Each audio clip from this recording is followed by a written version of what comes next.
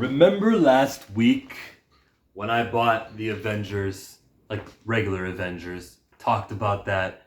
Where's the heroes? How could 2 weeks pass, all these pyramids show up in Manhattan? Yeah, we saw Spider-Man, but where's everyone else? Where's the Simon Williams of the world? Cloak and Dagger? Where are the X-Men? How about some of the Guardians? Maybe they're up in space. That's stupid. I should have said someone like the Champions or the Agents of Atlas. Multiple teams spread across the world. Where were they when Moon Knight attacked in Avengers and they started changing geography? This book answers that for Empyre. See, you got to be a Marvel event to get that kind of like. We got Scarlet Witch. We've got Doctor Voodoo. We've got Luke Cage. You know, I was asking these questions. Where are these heroes? I got my answer.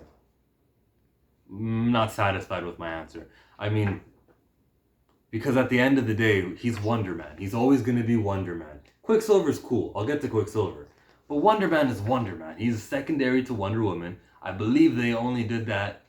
And someone was telling me the story of how they created that character. And it was like a response to one of the other, I think Power Girl was what they did. DC is they. They did Power Girl after a Power Man. And then as their way back, they did Wonder Man for the sake of it.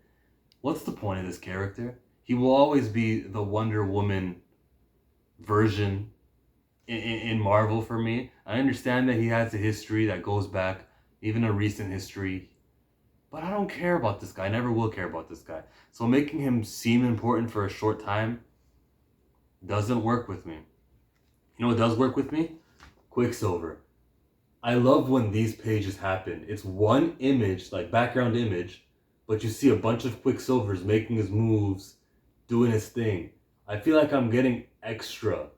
I feel like I can move with Quicksilver. You know, he's going from the left side to the right side. I love pages like that. That's a plus anytime I see one of those things. You know who has a tendency to do it? Carmen Carnero. She does it. But when she does, each box, each panel, each mega panel, each main panel, that the background image is divided by maybe 3 other panels, and you'll see like Storm 3 times or Captain Marvel 3 times, but it's all in New York, the center. What's it called? Not Madison Square Garden. It's where they drop the ball, that place. Stick with me. We're going to think this through. It is Times Square. That's the one. So the book happens. I'm flipping through the pages to remind myself exactly what happened. But yeah, you're going to see what's going on in the Savage Land, because something has to be going on in Savage Land. Something's happening in Wakanda, allegedly. And I bet one of these Empyre books are going to reference the Wakandan ongoings, and you know, there's just no book that's going to come out to show us what happened in Wakanda, which sucks, because I would have took those over these. Go to the checklist. Let me tell you what book I would have took over Wakanda. Not the Spider-Man book, not the Empyre X-Men book, because that's one of those things where they get all the writers doing an issue of it. I think the first one was Teenie Howard and Jonathan Hickman doing issue 1, and there'll be 4 of them. Anytime you see that, it's probably not going to be important if you can just divide the workload like that. It's probably like, yo, we don't really want to interrupt these guys from their regularly scheduled books, so we'll only mess with them for 1 book, and they can only do half. Well, like Jerry Duggan and Vita Ayala will do 1, and Benjamin Percy and Teenie Howard, I already said her. But you know what I mean, right? It's just work for them. Busy work. So let's see. Strike Force, I'm not going to read that. I'm not going to read Empyre Captain America. He doesn't even feel like he's part of Empyre, right? He doesn't feel like he's a significantly contributing member of this Empyre thing. It's more so an Iron Man, maybe a Thor, and the FF. I don't feel like Captain America is key.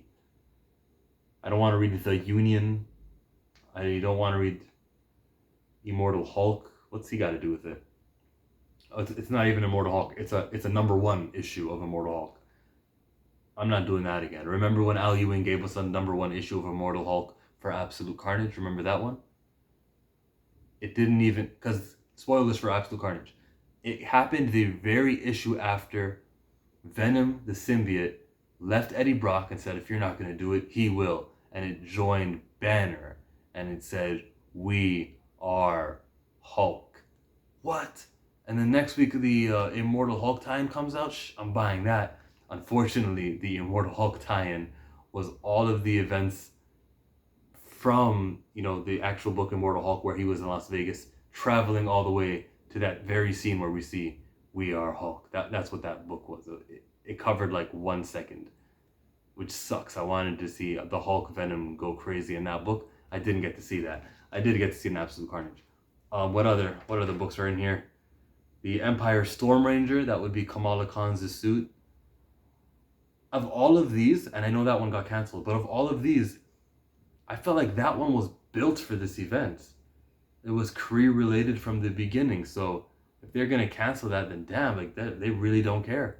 I felt like that would be kind of significant, but I kind of would want to read that one if anything. No, I still wouldn't want to read it. I still wouldn't. It's hard to get behind Kamala Khan nowadays, but maybe with this Out Loud stuff, I'll start liking her. But so basically, like, I don't care about a lot of these things. Squadron Supreme and what's the other ones in here? Who was gonna read Lords of Empire Swordsman? You know what I mean? I would have took the Invasion of Wakanda. At least I would have got 3 parts. I like my Wakandans. See what happens there. It's Wakanda, the Black Panther kind of segment of the Marvel Universe. Not too many books come out covering it. It's not too hard to get into. You can't miss out on a lot of stuff. If I don't read Spider-Man for a year of Marvel, shoot, I missed a bi-weekly series and I missed Friendly Neighborhood. Plus I missed the event that he probably had. But if I don't read the Black Panther for a year, there are actually 2 books right now, isn't there? But that's it. There's only 2 comic books coming out about the Black Panther. It's not that bad. You can get into him anytime. This book happened. Wasn't a fan. And you know everything I have to think about this book. Thank you for joining me. I'm out of here. Watch this video. It's fun. It lasts 45 minutes. So get your popcorn and hear us talk about the Marvel Cinematic Universe. Me and Comic Book University's Professor Bill.